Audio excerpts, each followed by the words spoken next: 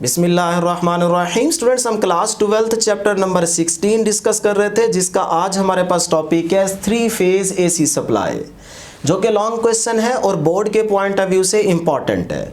याद रहे कि ये लॉन्ग क्वेश्चन मुल्तान बोर्ड में 2 बार आ चुका है, तो इसीलिए आप इसको लॉन्ग क्वेश्चन के पॉइंट ऑफ व्यू से तैयार करेंगे। अब स्टूडेंट्स, आपको याद होगा चैप्टर 15 में हम टॉपिक डिस्कस कर चुके हैं अल्टरनेटिंग करंट जनरेटर, जिसको हम सिंगल फेज एसी सप्लाई का भी नाम देते हैं। तो वहाँ पे हमारे पास क्या था, एक सिंगल कॉइल थी जिसको हमने मैग्नेटिक फील्ड में प्लेस किया था। फ्लक्स के चेंज होने से वहाँ पे इंड्यूस्ड ईएमएफ पैदा हुई थी और साथ में इंड्यूस्ड करंट भी जनरेट हुआ था। तो वहाँ पे हमने अल्टरनेटिंग वोल्टेज और करंट के लिए मैथमेटिकल इक्वेशंस को भी फाइंड आउट किया था, और जो आउटपुट पे हमें सिग्नल मिला था वो कुछ इस तरह का था। तो ये सिंगल फेज एसी सप्लाई की आउटपुट थी, जिसे हमने साइनोसाइडल का नाम दिया था। याद रहे कि जब आप सिंगल कॉइल यूज़ कर रहे थे तो वहाँ पे हमारे पास कॉइल के 2 टर्मिनल्स थे, जिन 2 टर्मिनल्स पे आपने स्लिप रिंग्स का यूज़ किया था। तो ये डिस्कशन थी हमारे पास चैप्टर 15 के टॉपिक अल्टरनेटिंग करंट जनरेटर में। आज के टॉपिक में क्या चीज़ डिफरेंट होगी स्टूडेंट्स, तरीकाकार यही होगा, लेकिन आज के टॉपिक में हमारे पास एक कॉइल नहीं होगी बल्कि 3 कॉइल्स होंगी, जिसकी वजह से इसका नाम है 3 फेज एसी सप्लाई। तो क्या होगा आज के टॉपिक में, 3 हमारे पास कॉइल्स होंगी जिनको हमने 120 डिग्री एंगल पे इंक्लाइंड किया हुआ है। तो यहाँ पे आप देख सकते हैं डायग्राम में कि ये कॉइल ए है, ये कॉइल बी है और ये कॉइल सी है। इन 3 कॉइल्स को हमने 120 डिग्री एंगल पे इंक्लाइंड किया हुआ है। इसी चीज़ को हमने लिखा हुआ है कि if an AC generator has 3 coils inclined at 120 degree to each other, यानी कि ये जो तीनों कॉइल्स हैं ये 120 डिग्री एंगल पे इंक्लाइंड की गई हैं एक दूसरे के साथ। उसके बाद है जी, then it provides 3 phase AC at its output. अब जो आउटपुट पे हमें सिग्नल मिलेगा वो किस तरह का होगा, वो हम यहाँ पे डिस्कस करेंगे। फिलहाल हम इसकी कंस्ट्रक्शन, प्रिंसिपल और वर्किंग को देख लेते हैं। तो ये तो थी स्टूडेंट्स हमारे पास 3 कॉइल्स जिनको हमने मैग्नेटिक फील्ड में प्लेस किया हुआ है। अब यहाँ पे अगर आपको एंगल की समझ नहीं आ रही तो यही चीज़ हमने यहाँ पे शो की हुई है कि ये कॉइल 1 है, ये कॉइल 2 है, ये कॉइल 3 है। तो आप देख सकते हैं 1 का 2 के साथ एंगल कितना है, 120। इसी तरह 2 का 3 के साथ क्या है, 120। 3 का 1 के साथ क्या है, 120। तो इस तरह ये 3 कॉइल्स 120 डिग्री के एंगल पे इंक्लाइंड की गई हैं। ठीक हो गया जी। अब स्टूडेंट्स हम यहाँ पे डिस्कस करते हैं इसका प्रिंसिपल इसका सेम वही प्रिंसिपल होगा जो हमारे पास सिंगल फेज एसी सप्लाई के लिए था, Faraday's law of electromagnetic induction. तो यही आपका प्रिंसिपल सेम रहेगा 3 फेज एसी सप्लाई के लिए।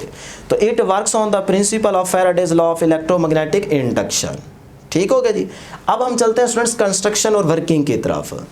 तो कंस्ट्रक्शन और वर्किंग के लिए मैंने यहाँ पे थ्योरी नहीं लिखी, लेकिन आपको बुक से बता देता हूँ कि आप इसकी कंस्ट्रक्शन और वर्किंग के लिए जो आप पेपर में थ्योरी राइट करेंगे वो स्टूडेंट्स आप यहाँ से करेंगे। यहाँ से आपकी वर्किंग स्टार्ट होगी व्हेन दिस कॉम्बिनेशन। यहाँ से आप अंडरलाइन कर लें, तो जितनी आप बढ़ाना चाहें बढ़ा सकते हैं, नहीं तो आप यही सारे लिखते हैं तो कोई ऐसा मसला नहीं है। लेकिन इसके अंदर जो इंपॉर्टेंट पॉइंट्स थे जिनको आपने अंडरस्टैंड करना है वो मैंने यहाँ पे मेंशन कर दी है। ये आपने लाजमी याद रखने हैं, तो बाकी थोड़ी बहुत थ्योरी यहाँ से आपने ऐड कर लेनी है। बहुत ही आसान है, पढ़ेंगे तो आपको समझ आ जाएगी। लेकिन मैं यहाँ पर कंस्ट्रक्शन और वर्किंग समझा देता हूँ। अब स्टूडेंट्स, ये जो हमारे पास मैंने आपको 3 कॉइल्स दिखाई हैं, इन्हीं 3 कॉइल्स को 120 डिग्री के एंगल पे जो इंक्लाइंड किया गया वो आपकी बुक ने इस तरह से दिखाया है। तो यहाँ पे हम इसको समझते हैं। तो ये डायग्राम आपने बनानी है, ये सिर्फ आपको समझाने के लिए थी। बनाना चाहें तो पेपर में बना सकते हैं, अदरवाइज आप यही डायग्राम बनाइएगा। अब स्टूडेंट्स यहाँ पे देखेंगे, ये हमारे पास कॉइल ए है, ये कॉइल बी है और ये कॉइल सी है। सी का ए के साथ एंगल देखें 120, ए का बी के साथ देखें 120, बी का सी के साथ देखें 120 है। तो इसका मतलब 3 कॉइल्स को हमने 120 डिग्री एंगल पे इंक्लाइन कर दिया। ठीक हो गया जी। अब स्टूडेंट्स, अभी मैंने आपको बताया कि जब हमारे पास एक कॉइल थी तो उसके टर्मिनल कितने थे, 2, जिस पे हमने स्लिप रिंग का यूज़ किया था। इसी तरह आज हमारे पास कितनी कॉइल्स हैं, 3। तो इन 3 कॉइल्स में से हर एक कॉइल के कितने टर्मिनल होंगे या पॉइंट होंगे, 2। तो टोटल कितने पॉइंट्स बन जाएंगे, 6। याद रखिए कितने पॉइंट्स बन जाएंगे, 6। ये MCQs भी आता है, कितने पॉइंट्स बनेंगे, 6। 2 इसके, 2 इसके, 2 इसके, तो टोटल हो जाएंगे 6। लेकिन यहाँ पे आप गौर करें, क्या आपको 6 पॉइंट्स नज़र आ रहे हैं, नहीं, लेकिन है तो 6। 2 इस कॉइल के, 2 इस कॉइल के, 2 इस कॉइल के, तो टोटल पॉइंट्स कितने बन रहे हैं, 6।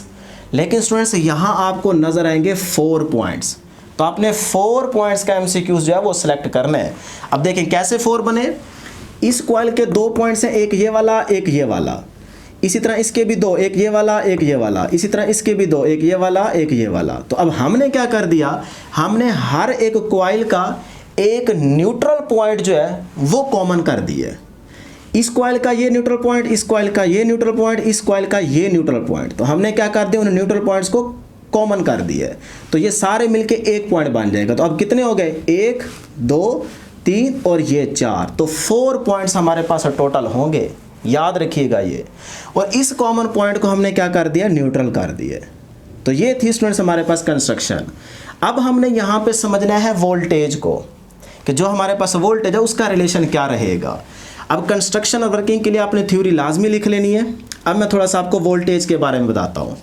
लेट करें स्टूडेंट्स, ये जो हमारे पास कॉइल है सी वाली, ये सी वाली कॉइल जिस इंस्टेंट पे फील्ड के पैरेलल होगी, यानी कि कोई तो ऐसा मोमेंट होगा ना जिसमें आपकी ये वाली कॉइल फील्ड के पैरेलल आ रही होगी। तो जब ये वाली कॉइल लेट करें फील्ड के पैरेलल होगी, तब एंगल या फेज क्या होगा, 0, ऐसे ही होगा ना। तो इसी को आपने फर्स्ट पेयर का नाम देना है। तो यहाँ पे मैंने लिखा हुआ है voltage across the first pair of slip rings is 0 having phase of 0। जब ये वाली कॉइल फील्ड के पैरेलल होगी उस इंस्टेंट पे आपका फेज क्या होगा, 0। तो ये बन गया फर्स्ट पेयर। अब जिस लम्हे ये वाली कॉइल फील्ड के पैरेलल होगी उस लम्हे ये वाली कॉइल फील्ड के पैरेलल नहीं होगी, बल्कि वो तो इस कॉइल के 120 फेज पे होगी। याद रख ले, जिस लम्हे ये वाली कॉइल फील्ड के पैरेलल होगी उसी लम्हे ये वाली कॉइल इसके साथ कितना फेज बना रही है, 120। तो इसका मतलब ये वाली कॉइल 120 के फेज पे होगी। इसी चीज को लिखा हुआ है कि the voltage across second pair of slip rings would not be 0। इसके लिए आपका फेज 0 नहीं होगा, but it will have a phase of 120 degree. 120 degree का ये फेज रखती होगी कॉइल। क्यों, जिस लम्हे ये वाली फील्ड के पैरेलल होगी उस लम्हे ये वाली कॉइल इस कॉइल के साथ 120 डिग्री के फेज पे होगी। तो ये बन जाएगा सेकंड पेयर। तो सेकंड पेयर के आपके पास फेज क्या आ गया, 120। याद रखते जाइए बातें। इसी तरह स्टूडेंट्स, जिस लम्हे आपके पास ये वाली कॉइल फील्ड के पैरेलल होगी उसी लम्हे ये वाला आपका सेकंड पेयर 120 पे होगा। ये वाली जो कॉइल होगी ये इस सी के लिहाज से कितने फेज पे होगी, 120 प्लस 120 240। तो इसका मतलब इस सी के लिहाज से जो ये बी वाला कॉइल फेज बना रही होगी वो कितना होगा, 240 होगा। तो ये कहलाएगा थर्ड पेयर। दोबारा रिपीट कर देता हूँ फटाफट। ये फील्ड के पैरेलल जब होगी तो फेज कितना होगा, 0। ये बन जाएगा फर्स्ट पेयर। उसी लम्हे ये वाली कॉइल इसके साथ कितना एंगल बना रही होगी, 120। तो ये बन जाएगा सेकंड पेयर। तो सेकंड पेयर के लिए हमारे पास फेज कितना आ जाएगा, 120। उसी लम्हे ये थर्ड वाली कॉइल, ये जो कॉइल होगी ये इसके साथ फेज कितना बना रही होगी, ये देखें ये यहाँ तक 240। तो ये आपका कहलाएगा थर्ड पेयर, जो जिसका कितना फेज होगा जी, 240 होगा। ये इंपॉर्टेंट बात थी जो आपने याद रखनी है। अब स्टूडेंट्स हम यहाँ पे वोल्टेज को देख लेते हैं कि देखें सबसे पहले आपने याद रखना है कि ये जो पॉइंट्स हैं ना हमारे पास, ये वाले ये हमारे पास लाइन पॉइंट्स हैं, यानी कि ये न्यूट्रल नहीं है। तो अब आपने याद रखना है कि अगर मेरे पास ये एक लाइन हो ए वाली और एक न्यूट्रल हो तो ये कहलाएगा सिंगल फेज।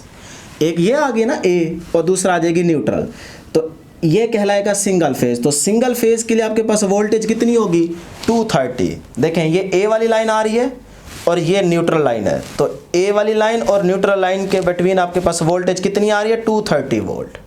ठीक है।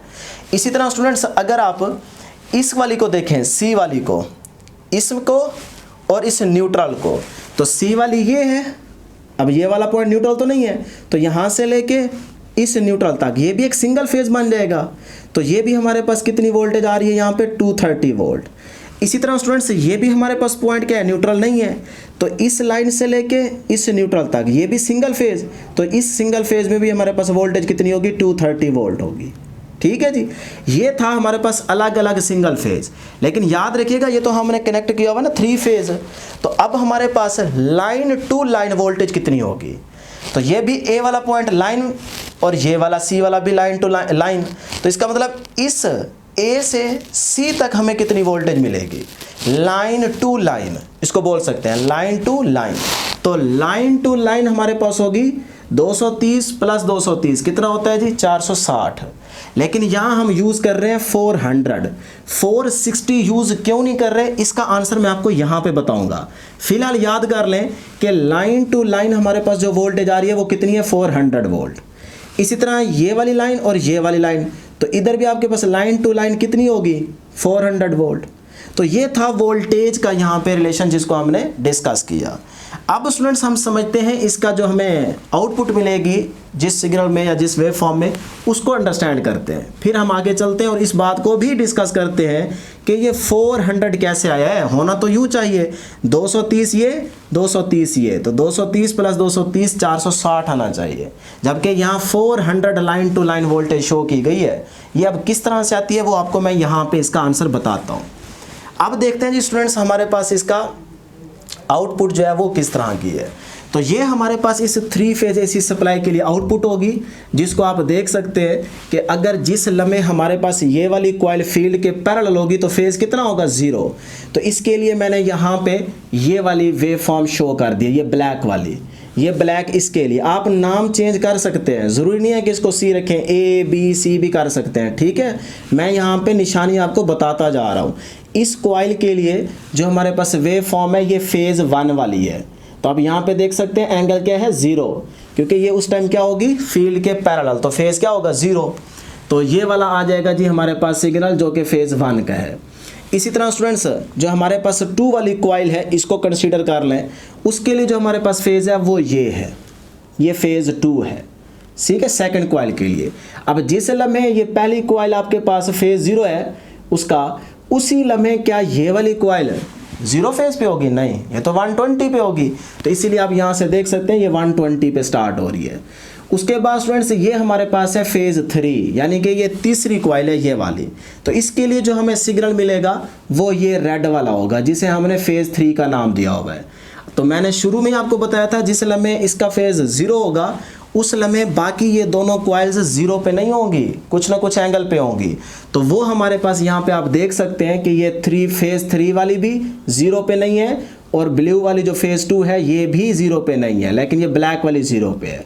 तो इस तरह कहने का मकसद ये था कि किसी भी लम्हे यहाँ पे आपको वोल्टेज या करंट की वैल्यू 0 नहीं मिलेगी।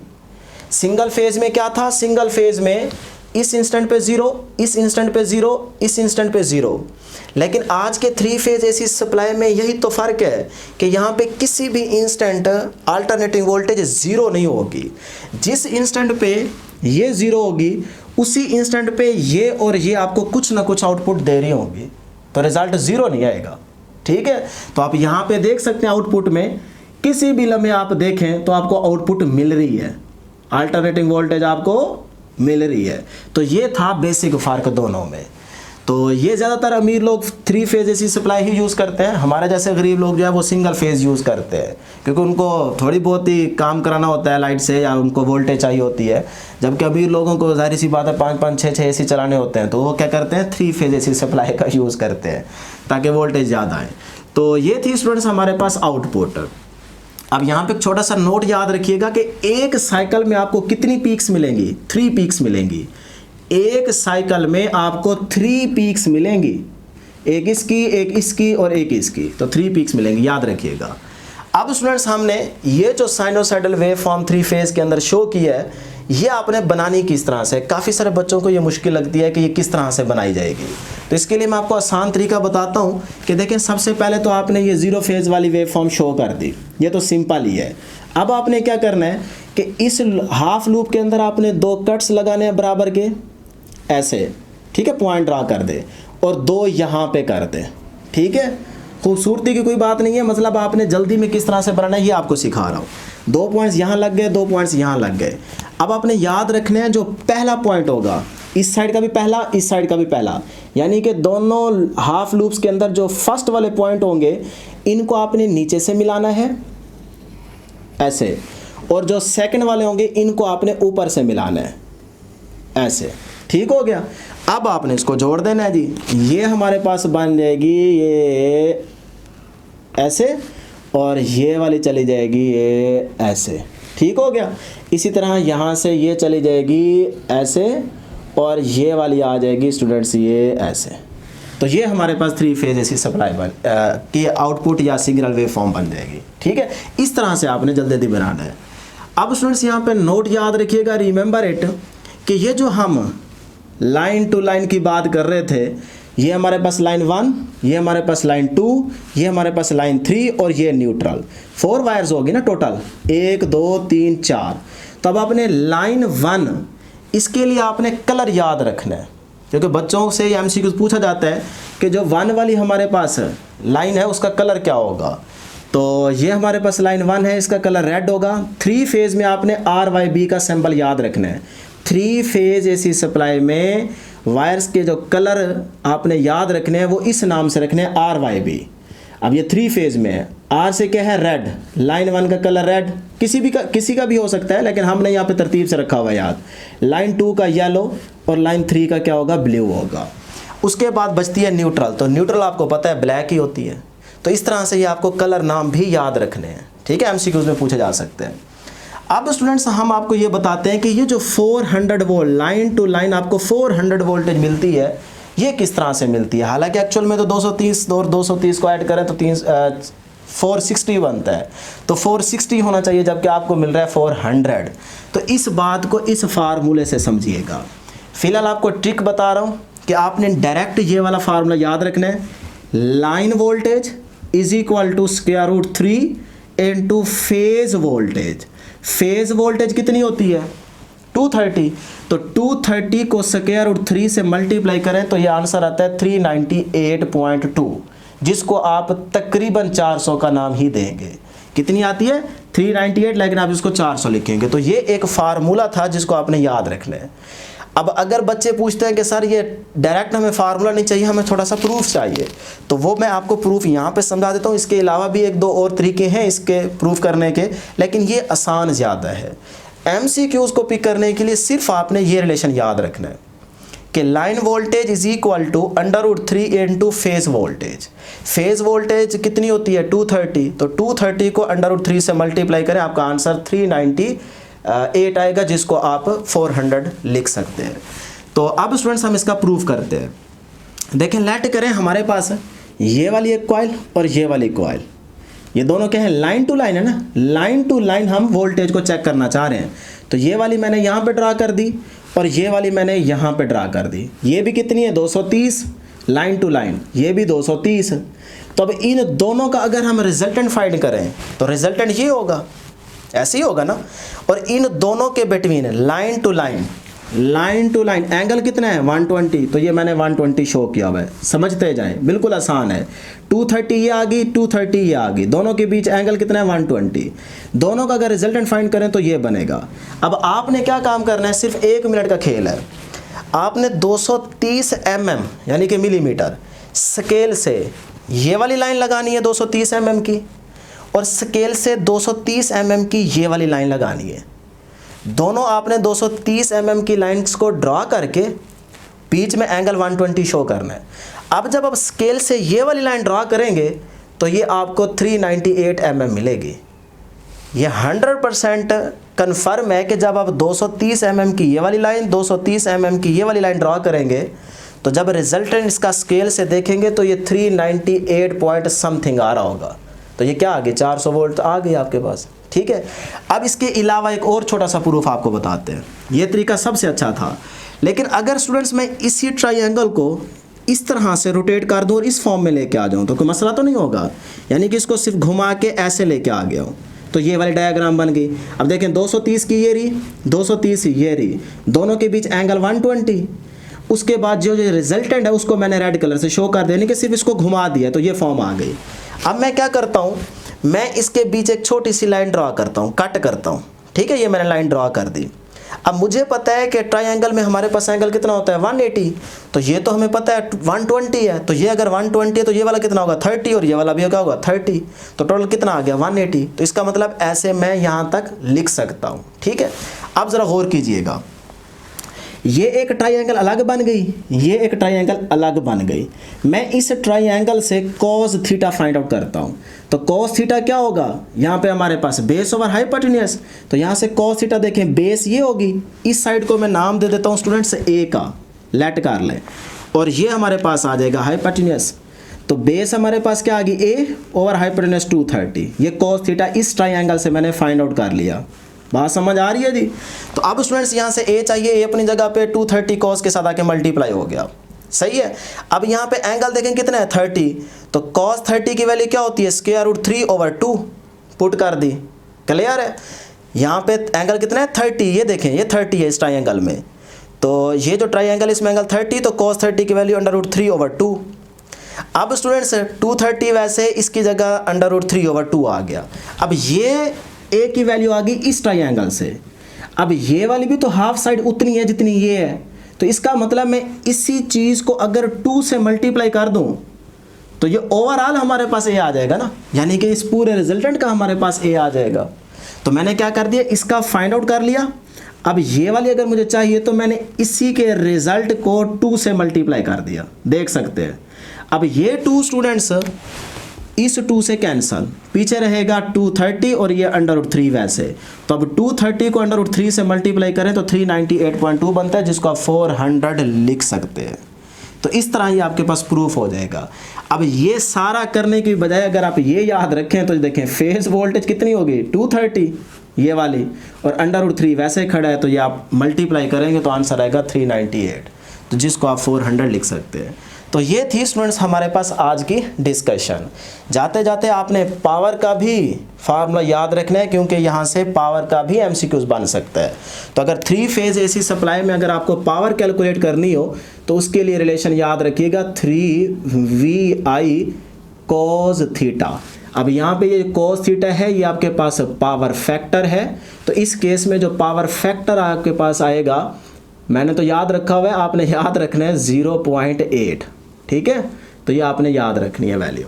उसके बाद वोल्टेज आपके पास जितनी आ रही होगी, करंट आप पहले मेजर करके आपको वो देगा कि उसमें से कितना करंट फ्लो कर रहा है, तो वो करंट की वैल्यू भी आप यहाँ पुट करेंगे, वोल्टेज पुट करेंगे, तो इस तरह मल्टीप्लाई करें तो ये आपके पास पावर आ जाएगी, ठीक है जी। सिंगल फेज के लिए अगर आपको पावर कैलकुलेट करनी है तो उसके लिए आप रिलेशन याद रख लीजिए। 3 फेज के लिए था, सिंगल फेज के लिए आपके पास स्टूडेंट्स पावर का फार्मूला होगा P = √3 × VI cos थीटा, ठीक है जी। तो आज के लिए इतना ही, दुआओं में ज़रूर याद रखिएगा। अल्लाह हाफिज़।